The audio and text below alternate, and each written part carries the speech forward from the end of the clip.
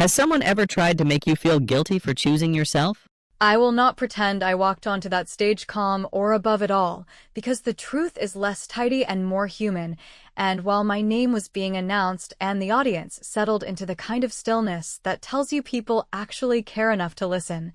my phone in the dressing room was still open to a photo of my sister, Madison, holding up glossy shopping bags with my parents smiling like they had just discovered a new holiday, the caption chirping about a much-needed day out because we're too exhausted this week, which would have been harmless and even sweet if it were not the same week they had told me, in a carefully worded message, that they were simply too worn down to sit through my recital.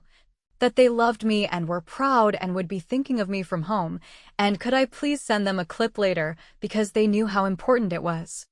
I do not cry easily, and that stubbornness has kept me upright through more family dinners than I care to count, yet I will admit that when my best friend, Tessa, shoved the phone in front of me 30 minutes before the first piece and said, "I need you to see this now." Not later. Something small inside me snapped in a way that was not loud but final, like a thread that has been pulled too many times and finally gives up, and I stood there with my hands flat on the dressing table, not looking at my own reflection because I did not want to meet the version of myself who still hoped they might walk in apologizing for being late, since hope can be a little addictive and a little stupid when the facts are saying the exact opposite.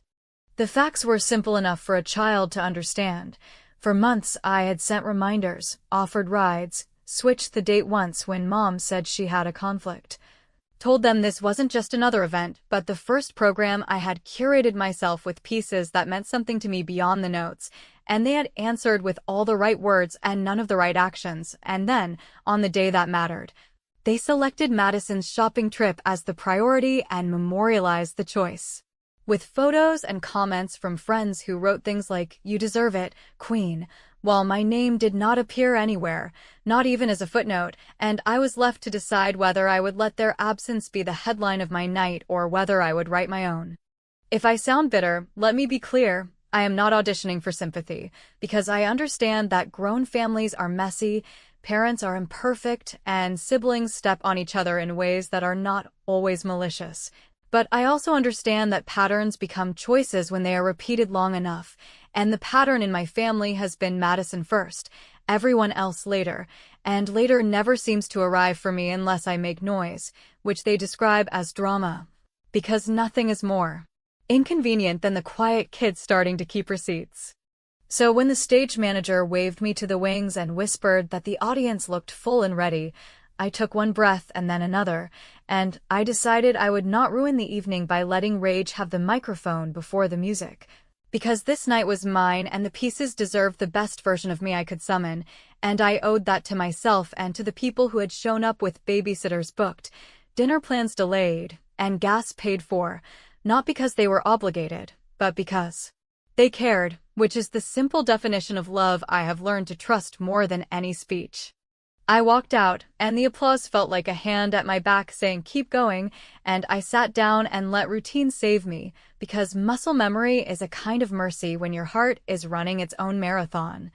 And as the first piece unfolded, I could feel the chaos quiet down to a steady beat of focus, the kind you get when you decide that dignity is the best revenge and patience is the sharpest knife, and I played not to prove anything to my parents or to Madison,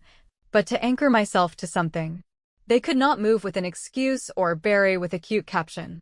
Between pieces, when the hall breathed and I stood to bow, I could feel tiny messages buzzing in my pocket even though my phone was outside, because extended family had eyes and questions, and the grapevine is never slow when there is a public gap where a parent should be. And I knew if I let myself think about it, I would start calculating all the rides I had given Madison, all the times I covered for mistakes so she would not get yelled at, all the holidays where the spotlight tilted toward her crisis or her wish list, and I smiled and told myself it did not matter, because family is not an invoice, and I did not want to keep a ledger. But ledgers have a way of writing themselves when you are repeatedly asked to pay full price for someone else's priority, and in the small pause before my final piece, the one I love the most, because it has room for emotion without demanding showmanship, I knew I would not end the night with the usual wave and thank you. I would say something measured and surgical, something that did not name names and did not beg for sympathy, yet made it impossible for anyone to pretend they did not understand what happened, and I could already hear the cadence of the words line up in my head, a sentence that would close the door to denial without turning me into the villain they like to accuse me of being when I dare to speak plainly. Tessa caught my eye from the aisle seat we had arranged for her in case I needed a steady face to focus on, and she gave me the tiniest nod, the kind of signal that says, "You know what you're doing," and I felt an odd calm settle. Not the calm of surrender, but the calm of decision, the quiet that arrives when you finally stop bargaining with yourself about what people might think if you set a boundary in a room where they cannot pretend they did not hear it. So I put my hands on the keys for the last piece, and I let everything I could not say yet move through the music like a current you feel under your feet, and as it built and landed and the final note hung where silence meets truth, I stood up into the applause, and I already knew how the night would end. Not with a meltdown or a plea or a lecture, but with one clean line that would flip the script they have written for me since childhood, and while the room waited for the usual closing remarks, I looked out, found the space in the center where the sound carries best, and decided I would stop asking my family to be different and start being different myself.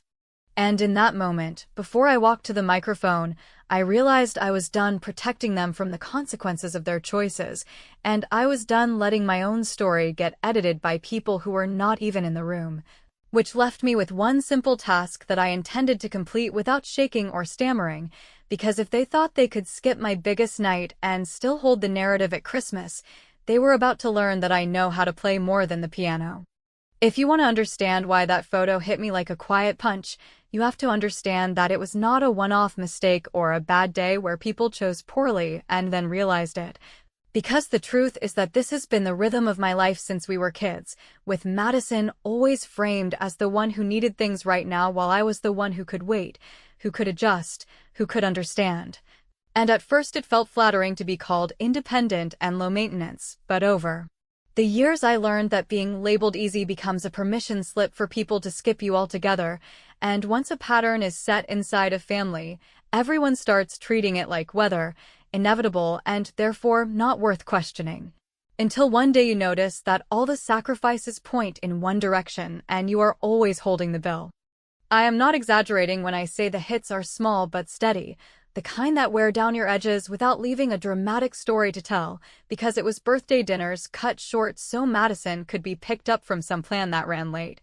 School awards I accepted alone while my parents texted that traffic was impossible, holiday mornings that turned into Madison's emergencies, and my plans that could be moved to next week, and I told myself it was fine because we all bend for each other when life asks us to, except our bending became a policy and my needs became optional, and the problem with being the understanding one is that nobody checks to see if you are actually okay with it, they just assume you are. And then they praise your resilience as if it were a gift you gave to yourself rather than a workaround they taught you to live in. When I booked the recital, I tried to do the adult thing and make it easy for them, so I sent the date months ahead. I offered to handle the tickets. I adjusted the time when my mother mentioned a possible conflict, and when she thanked me for being thoughtful. I felt that little click of hope you get when you think a new chapter is finally starting, and I let myself picture them in row 3 with that proud smile I never stopped wanting, because no matter how old you are, there is a child inside you waiting to be seen and named as worth showing up for, and I was not asking for a parade, just a seat and a clap and maybe a hug afterward that did not smell like guilt. It would be easy to turn Madison into a villain in this story, but the truth is more slippery and more frustrating because she is charming and impulsive and genuinely fun to be around when the stakes are low. And the problem is that my parents always treated her impulse as something the whole family should orbit, as if rescuing her or celebrating her spur-of-the-moment idea were a form of love that proved we were good people, and they called my steadiness maturity.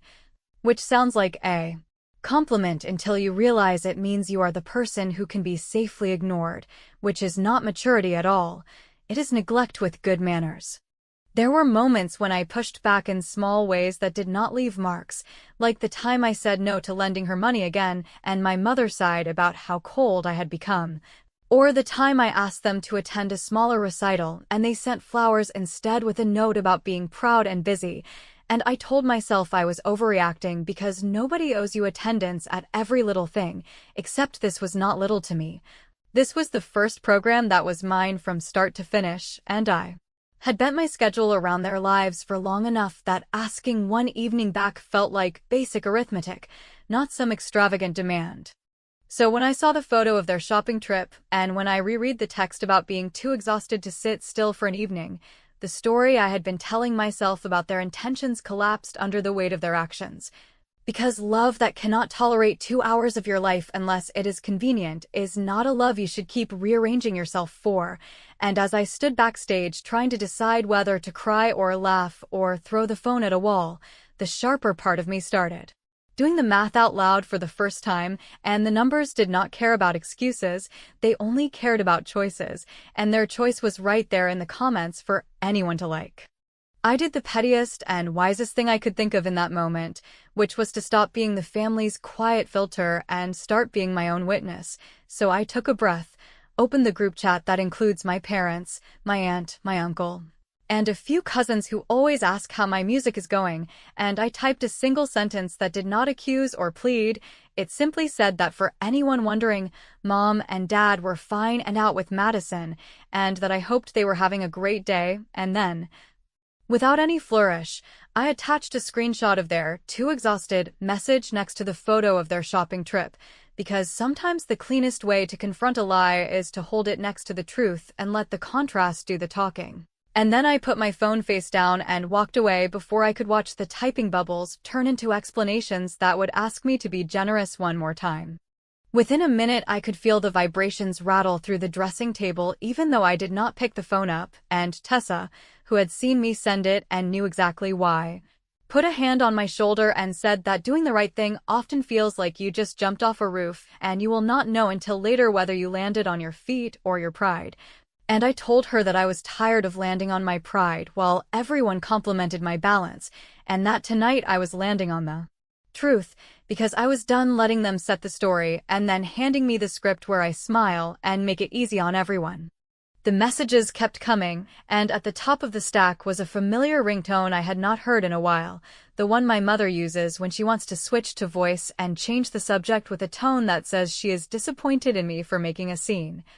And I let it ring until it died, because I had a stage to walk onto and a plan that needed quiet, and when it finally stopped and the little red badge settled on the screen like a challenge, I looked at Tessa and told her I knew exactly how I was going to end the night, and she asked me if I was sure I wanted to do it in front of everyone, and I said I was more than sure. I was done waiting for private apologies that never arrived, which is why, when the house lights dimmed for my final piece, I had already decided who would hear my thank you first. By the time intermission hit and the doors swung open for people to stretch and whisper and check their phones, I had already decided that I was not going to spend one more minute babysitting anyone's version of events. So when I stepped off stage and saw the missed calls stacked under my mother's name and a long paragraph from my father that opened with a lecture about respect and closed with a warning about embarrassing the family, I let the screen go dark again. Because I have learned that you cannot argue someone into caring, you can only stop giving them the power to define what care looks like, and that was the promise I made to myself right then, that whatever happened next would be on my terms and in my timing. Not in a rushed phone call where I end up apologizing for tone while they ignore the content. Tessa followed me to the water cooler and asked if I wanted to know what the group chat had turned into, and I said no because I could already guess. A mashup of surprise and excuses and a few relatives trying to soften it with jokes about family being complicated, and then, without ceremony, I asked her to do something small that felt huge to me, which was to go to the front of house and tell the usher we were releasing the 4 seats in row 3 that I had reserved for my parents and Madison. Because I was done holding space for people who could not clear an evening for me, and I wanted those seats to go to anyone waiting on standby, ideally some of the students from the community center who come to these things and stand in the back. And as petty as it might sound, It was my way of turning a little piece of disappointment into generosity that had nothing to do with them, and everything to do with me refusing to stare at empty chairs all night as if they were a message about my worth. While she went to handle that, I sat on the edge of the dressing table and finally let myself listen to one of the voicemails, because I wanted to know which script I was walking into after the final bow. And my mother's voice did the thing it always does when she wants to reset the story, a blend of tight control and high emotion that turns the focus toward how hurt she is by my reaction rather than by her choice. And she said that she and Madison had needed a little pick-me-up, that it had been a rough week, that they planned to come to the second half if they could make it, and that this public call-out was unnecessary and cruel. And I watched my face go flat in the mirror and realized I was done letting words like cruel and dramatic keep me in line. Because what is truly cruel is asking someone to pretend they are not disappointed when you blow off their biggest night.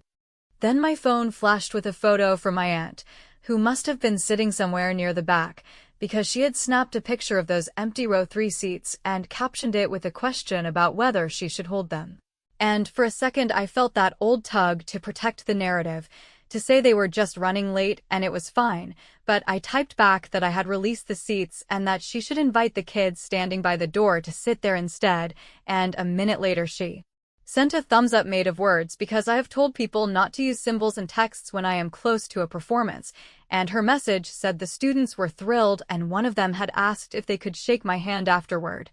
And I felt the first real unclenching in my chest since the photo, because it is amazing how quickly your night changes when you stop waiting on one person to fix it. Of course the family machine did not stop, and another message pinged, this time from Madison directly, short and slippery, saying that she was sorry if there was a misunderstanding, but that I should not make a thing online because it could hurt her work contacts. And she truly believed I would understand, because I always had, and I sat there reading that line about her contacts and I thought about every time I rearranged my schedule to drive her to an interview or read her resume or pretend she was not late again, and I realized that my private enabling had become her public expectation, which is why she felt comfortable turning my night into a backdrop for her day, and I decided I would not answer, not with anger and not with sweetness, because silence was finally the boundary I could keep without shaking. Then came the twist I half expected and still felt in my stomach, a text from my aunt saying she had just spotted my parents at the back of the hall with Madison, that they were talking to an usher and pointing toward the front rows, and that they looked annoyed. And I asked what time it was, and she wrote back in words that we were 5 minutes from the second half starting, and I stood up and smoothed my hands together and felt that clean kind of focus wash in, because I knew exactly what would happen now. They would want to sweep in and be seen and maybe even hug me afterward, as if the first half of the evening were a clerical error, and the choice in front of me was whether to buy that version or to play the one I had prepared, which would require me to keep my face calm while my heart rattled against my ribs. The stage manager knocked, said places, and I told Tessa quietly that if my parents and Madison tried to take those seats after the second half started, she should ask the usher to hold them at the back until the piece ended, because late arrivals wait. That is the rule for everyone, and tonight I was not suspending the rule to accommodate a performance about being supportive, and Tessa nodded like a teammate who has been through a few rounds of this with me and knows when I am serious, and as I walked toward the wings I caught sight of the new kids sliding into the front row, their faces bright with the kind of excitement that is about the music and not the politics, and it steadied me more than any pep talk could. There is a particular quiet that happens right before a second act starts, a practical quiet made of people settling and programs rustling and the light hum of expectation, and as I stepped into it I felt the shape of the evening lock into place.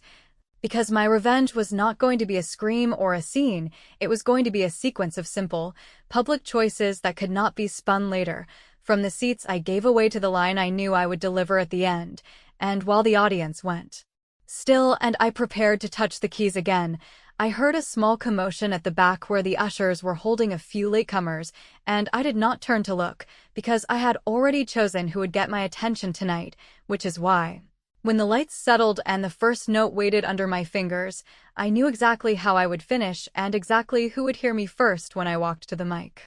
When the second half began and the house went quiet in that practical way people go quiet when they are prepared to listen, and also prepared to be home by a reasonable hour, because there is work tomorrow and a grandchild to pick up from daycare and leftovers waiting in the fridge, I felt the kind of steady calm that does not come from confidence or talent, but from making a decision you are not going to walk back. So I placed my hands where they needed to be, told myself that nothing important would be decided by whether a run landed a hair cleaner or a petal came a hair sooner, and then I played as if I were explaining my entire life without using words.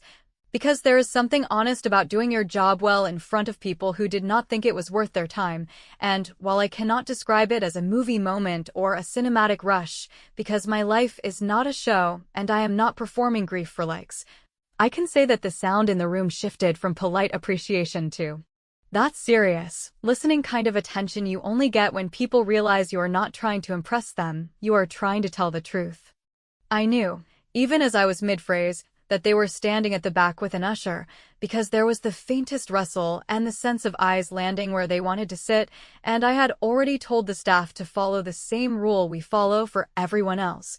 which is that you wait until the movement ends, and while a small part of me wanted to turn my head and look at them the way a teacher looks at a late student who insists the bus was slow, I kept my eyes where they belonged because I had promised myself that tonight I would not reward bad behavior with attention, and if that sounds cold, that is only because you do not know how many times I have thrown a blanket over a mess to keep the peace. Which is why letting the rule be the rule felt like a kind of sanity that has been missing in our family for years. The last piece began and I could hear the version of myself I used to be whispering that I could soften at the end, that I could skip the line and keep things easy, that I could apologize later for making anyone uncomfortable. And I answered that voice the way you answer a spam call you have picked up by mistake, firm and done. Because comfort is not the same as love and easy is not the same as kind, and I am allowed to be kind to myself first, so I finished the piece without rushing. I let the last chord sit where it needed to sit, and when the applause came, I stood and bowed and took exactly one step to the side where the microphone waited, because this was the plan and I was going to keep it. Thanking an audience is usually the safest part of the night, the place where you point to the staff and the teachers and the venue and the people who donated the snacks, and I did all of that because gratitude matters. And then, while the clapping softened and people settled, I added the sentence I had written for this moment and for my life, a sentence I had polished in my head to make sure it did not wobble or sound like I was begging anyone to pick a side, and I said, clearly and evenly, that I was grateful to everyone who had come out and to everyone who thought this was not worth their time, because they had reminded me why this night matters, and I did not look toward the back, and I did not say anyone's name, and I did not pretend it was a joke. I just let the line land, and I let the silence after it say whatever the room needed to hear. There are moments when a crowd tells you what they believe without a word, and the small inhale that rolled through the hall told me people understood exactly what I had just done. Because some looked toward the back and some looked down at their programs and some looked at me with a kind of quiet respect that is not about gossip or being entertained, but about recognizing a person who finally said the thing everyone else tiptoes around. And then the applause came back in that stronger way that means the room picked a lane, and while none of that was my goal because this was not a referendum on my family, it was proof that I had not lost the thread of who I was trying to be tonight, someone who does not melt when pushed. The usher must have let them move then, because there was a shuffle and a quick exit on the side aisle, and while I did not turn fully I saw enough to know that Madison was crying in that way people cry when they are embarrassed rather than sorry, head down and fast steps. My mother close behind with the tight jaw she uses when she thinks a situation can be rescued by scolding, my father trying to look neutral and failing, and I felt a wave of something complicated that was not triumph and not guilt, more like relief mixed with grief for a version of us that never existed. And I steadied myself by thanking the community students in the front row and pointing out their presence, because I wanted them to remember that the night was still about music and effort and the small courage it takes to show up for yourself. After the bow I walked off without rushing, and the stage manager, who has seen 1,000 families be great or messy and knows when to say nothing, just handed me water and gave me the kind of nod that means you did what you meant to do. And Tessa slipped backstage with eyes that asked if I was okay and a smile that told me she already knew the answer. And while my phone lit up like a slot machine with messages from relatives and a missed call from my father, I let it sit because I am not a first responder to other people's feelings anymore, at least not when the fire was set by them in the first place. Of course, the universe could not resist throwing one more little test at me, and a board member I barely know stepped in with a kind voice and said that a local arts foundation director was in the audience and wanted to talk, which felt like the strangest kind of timing, because here I was still vibrating with the aftershock of finally saying something true, and now there was an invitation to step forward professionally in a way I have been working toward quietly for years, and I could feel, underneath the fatigue and the adrenaline, the outline of a different life where my energy goes to people who invest back, and the idea scared me a little and thrilled me a lot, which is probably how you know it is real. I finally picked up the phone and scanned the top of the messages, and there were the usual roles being played. My mother announcing that I had humiliated the family, my father asking me to come outside so we could talk like adults, Madison writing a short note about reputations and contacts and harm, an aunt texting that she was proud of me, and a cousin sending a long story about her own college recital where something similar happened and she did nothing. And I realized that the only voice I needed to answer in that moment was my own, which sounded calm and clear and a little older than it felt this morning, and it said, "Do not rush into a conversation designed to twist what just happened into a story about your tone." I told Tessa I would take a minute before anyone cornered me in the lobby, and she said she would run interference if my parents came around the backstage door, which is exactly what happened 30 seconds later when the door cracked and I heard my mother's voice ask for me by name in that sharp way that means a lecture is loaded and ready.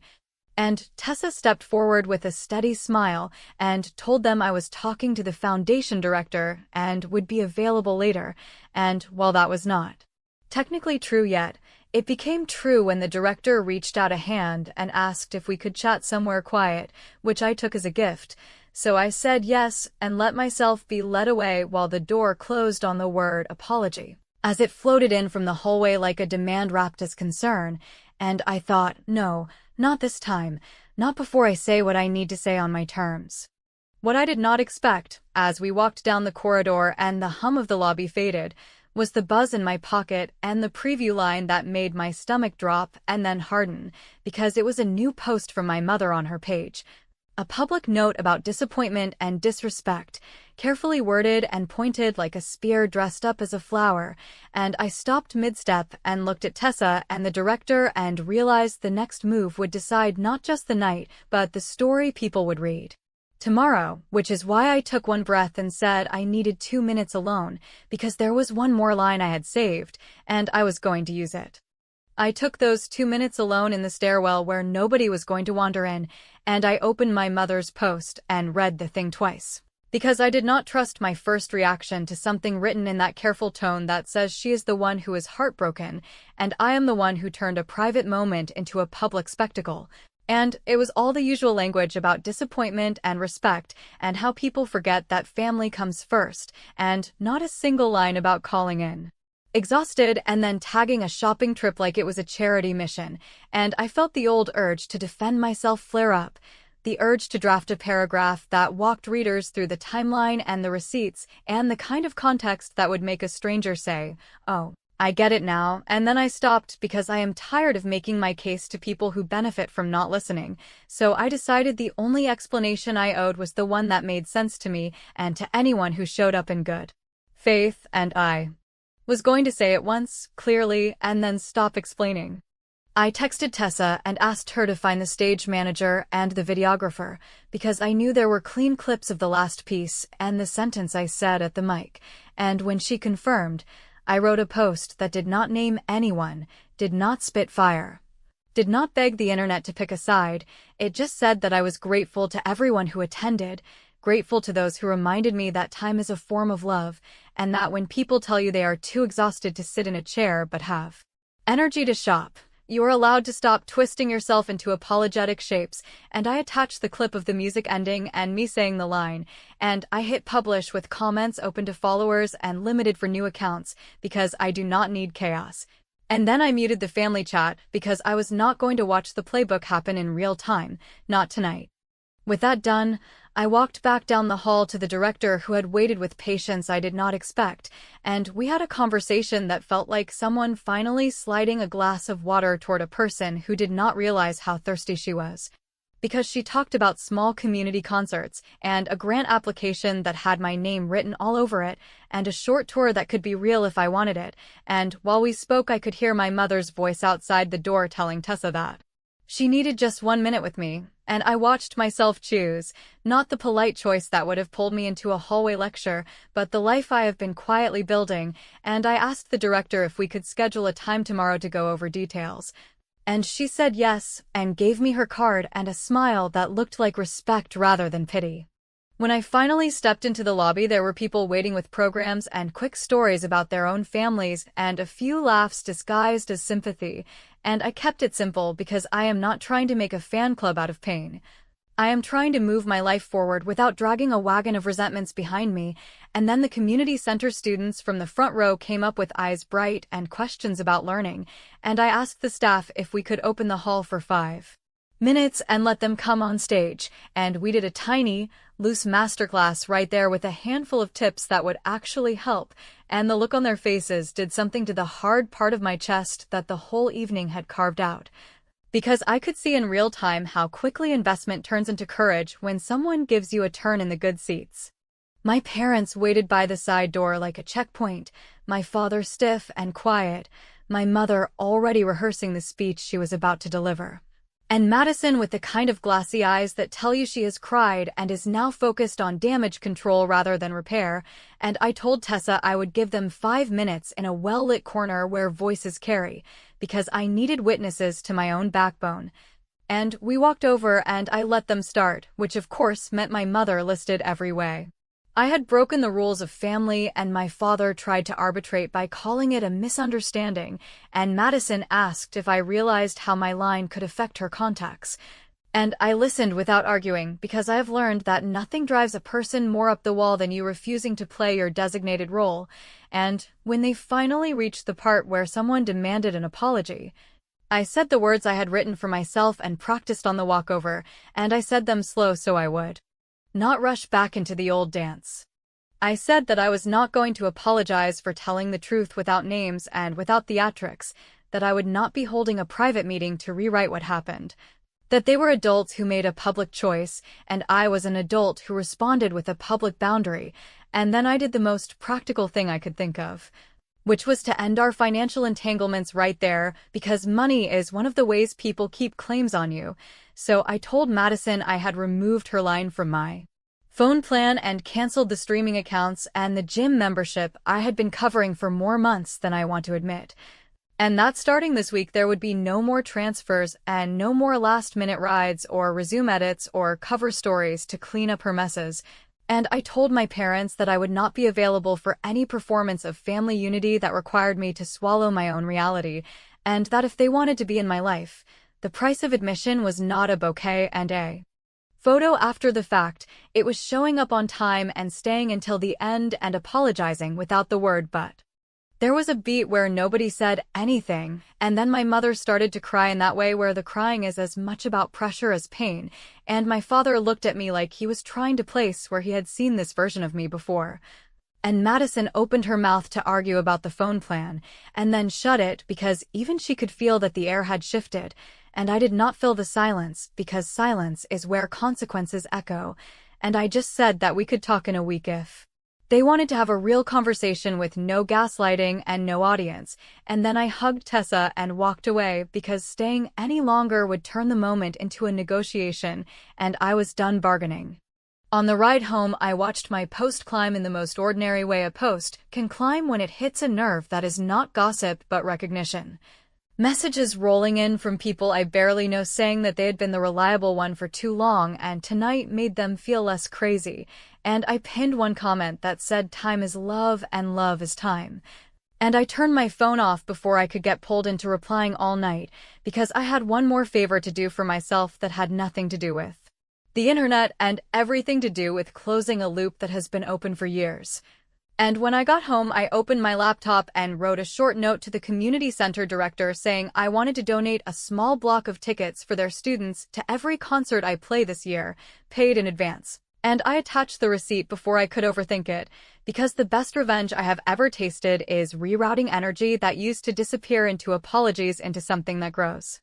By morning, the clip had traveled farther than I expected, and the foundation director had sent a formal invitation to meet, and my aunt had changed the family chat name to something neutral and dropped a message about boundaries, and my father had sent a short text saying he wanted to talk when I was ready, and Madison had written 3 lines that hovered between annoyed and reflective, and my mother had taken down her post without a word. And I made coffee and sat on the edge of the counter and waited for the jolt of guilt that usually follows a hard line, and it did not arrive, which told me I had finally done the last favor I needed to do for myself, the favor of believing that I am not cruel for saying no, I am clear. And I am not dramatic for telling the truth. I am done being drafted into a story where I am the reliable background character. I do not know what our family will look like months from now, and I am not naive enough to pretend that one clean line at a microphone fixes people who do not want to be fixed, but I do know this: that the next time someone tries to sell me a discounted version of love with the price tag hidden under a compliment, I will remember the students in the front row and the sound of a room picking a lane. And I will remember that the people who matter already know where to sit, and when someone asks me whether I went too far, I will smile and say that I finally went far enough.